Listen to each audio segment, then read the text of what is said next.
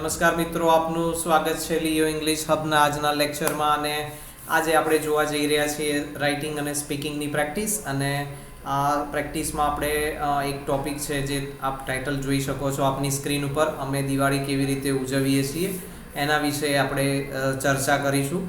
અને કેવી એની રૂપરેખા હોઈ શકે, કેવું એનું લખાણ હોઈ શકે, કેવી થોટ્સ હોઈ શકે, એટલે કે કેવા વિચારો હોઈ શકે બોલતા અને લખતા પહેલાં, એના વિશે આપણે રજૂઆત કરવા જઈ રહ્યા છે મિત્રો.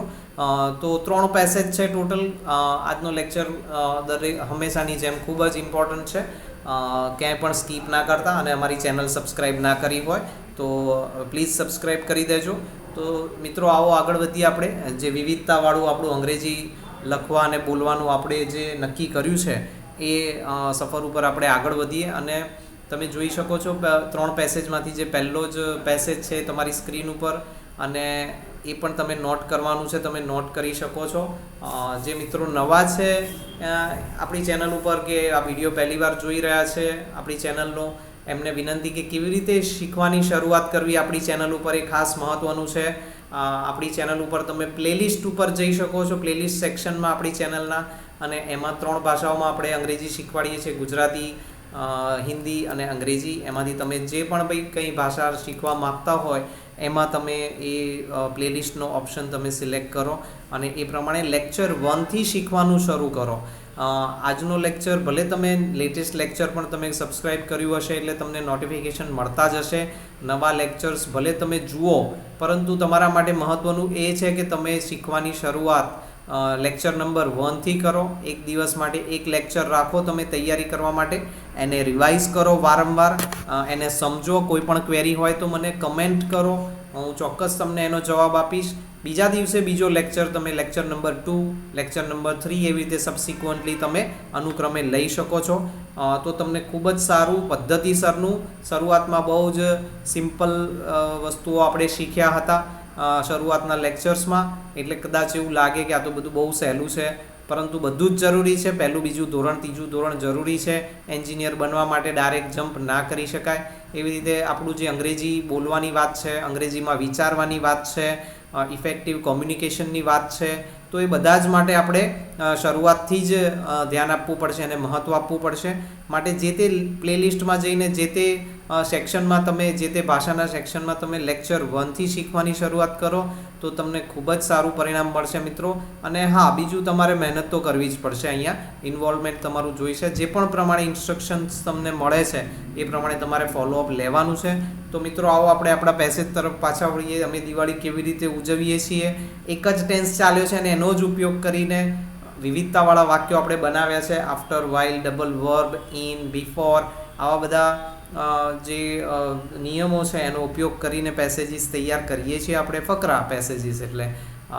અને તમે જોઈ શકો છો કે ખૂબ જ અસરકારક રીતે પણ લખી શકાય છે, થોડુંક સોર્સિસ હોય છે તો પણ. તો આવો ઝડપથી મિત્રો આની નોટ તમે બનાવતા જજો. હું તમને આગળ લઈ જાઉં છું નેક્સ્ટ સ્ક્રીન ઉપર, અને ત્યાં આગળ આપણે બીજો પેસેજ જોઈશું. બાળકો દિવાળીના દિવસે શું કરે છે ને એની વાત કરીએ છીએ. અમે દિવાળીમાં શું કરીએ છીએ, એટલે કલેક્ટિવ વાત છે મિત્રો, સામૂહિક વાત છે. અહીંયા આપણને આપણા માટે એક પેસેજ છે કે આપણે અહીંયા સ્કોપ છે કે આપણે અહીંયા સબ્જેક્ટ્સ અલગ અલગ ઇન્વોલ્વ કરી શકીએ. તેઓ છે, બાળકો છે, શાળા અને કોલેજ પણ અહીંયા સબ્જેક્ટ હોઈ શકે છે. બાળકોને દિવાળીમાં વેકેશન આપે છે તો લોકો છે સબ્જેક્ટ તરીકે. બધે અમે એવું નહીં, એવું ચાઇલ્ડિશ કે બાલિશ લાગે એવું નહીં. તો તમે જુઓ, આ એક લખવાની કળા છે મિત્રો, શીખવાની પણ જરૂર છે. એ બોલવા માટે પણ આ જરૂરી છે. તમે લખી શકશો તો સ્ટેપ બાય સ્ટેપ બોલી પણ શકશો, અને કોઈને ડાયરેક્ટ બોલવું હોય તો પણ આ એના માટે એક એક્ઝામ્પલ છે, એક ઉદાહરણ રૂપ છે, એક દ્રષ્ટાંત છે કે આવી રીતે વિવિધતાવાળું આપણું લખાણ હોવું જોઈએ, કે આપણી સ્પીચ હોવી જોઈએ આપણી. તો નેક્સ્ટ સ્ક્રીન ઉપર મિત્રો આપણે આગળ વધીએ. કોઈ પણ કોમેન્ટ કરી શકો છો તમે, તમારી કોઈ પણ ક્વેરી હોય તો રેઝ કરી શકો છો. તો ત્રીજો પેસેજ તમારી સ્ક્રીન ઉપર, એ પણ તમે નોટ ડાઉન કરી લો. કોઈ પેસેજ તમારે રહી જાય તો તમે સ્કીપ બટન દબાવી શકો છો. સ્કીપ બટન દબાવીને તમે પોઝ બટન દબાવીને તમે એને કોપી કરી શકો છો તમારી નોટમાં, અને લખી શકો છો. લખવાનું એટલા માટે કે ગાઈડલાઇન માટે છે આ બધી ટેક્સ, આ બધા જે લખાણ છે, જે વાક્યો છે ફકરા સ્વરૂપે, એ તમારી ગાઈડલાઇન માટે છે. તમે તમારી રીતે પણ કંઈક નવા વાક્યો આમાં ઉમેરી શકો છો. તદ્દન નવો પેરેગ્રાફ પણ તમે બનાવી શકો છો મિત્રો. તો આવી રીતે તમે પણ તમારા વિશે પણ એમાં એડ કરી શકો છો કે મને પણ દિવાળી ખૂબ જ ગમે છે, હું દર વર્ષે દિવાળીની રાહ જોઉં છું. હા, તો 3 પેસેજ તમારી સામે અહીંયા રજૂ કરવામાં આવે છે. હવે નેક્સ્ટ આ જ લેક્ચરમાં આજે આપણે એકોમોડેટ કર્યું છે, સમાવેશ કર્યો છે વોકેબ્લરી એટલે કે શબ્દોનો. જે આ પેસેજ માટે જરૂરી છે એવા શબ્દો કદાચ તમને ના ફાવતા હોય તો એનો પણ આપણે સમાવેશ કર્યો છે. તો ઝડપથી મિત્રો હવે આપણે આગળ વધીએ છીએ અને વોકેબ્લરી તમને આપવા હું જઈ રહ્યો છું.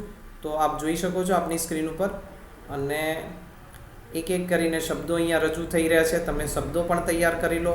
અમુક શબ્દો એવા હશે કે કદાચ અગાઉના લેક્ચરમાં આવી ગયા હશે કે આ જ લેક્ચરમાં રિપીટ થતા હશે, પરંતુ આ બધા જ શબ્દો ખૂબ જ ઇમ્પોર્ટન્ટ છે, ખૂબ જ જરૂરી છે. આ ટૉપિક નહીં પરંતુ ભવિષ્યમાં કોઈ પણ કોમ્યુનિકેશન રાઇટિંગ કે સ્પીકિંગમાં આપણને એ જરૂર પડી શકે છે. અમુક બહુ સિમ્પલ પણ હોઈ શકે છે. ગો એટલે જવું, કમ એટલે આવવું, આ બધા બહુ ઇઝી છે, પરંતુ તેમ છતાંય તમે જોઈ શકો છો. અને એ બધા ઉપર કોઈ ક્વેરી હોય તમારે, કોઈ તમને કંઈ પણ કન્ફ્યુઝન હોય, તમે કમેન્ટ સેક્શનમાં મારો કોન્ટેક્ટ કરો, હું તમને ઝડપથી એનો રિપ્લાય આપવાનો પ્રયત્ન કરીશ.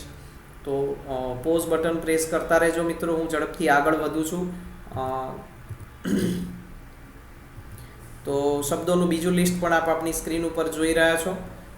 અને મેં જેમ કીધું એમ અમારી ચેનલ સબસ્ક્રાઈબ ના કરી હોય તો સબસ્ક્રાઈબ કરી દેજો. ખૂબ જ ઇમ્પોર્ટન્ટ માહિતી તમને મળવાની છે દરેક લેક્ચર્સમાં.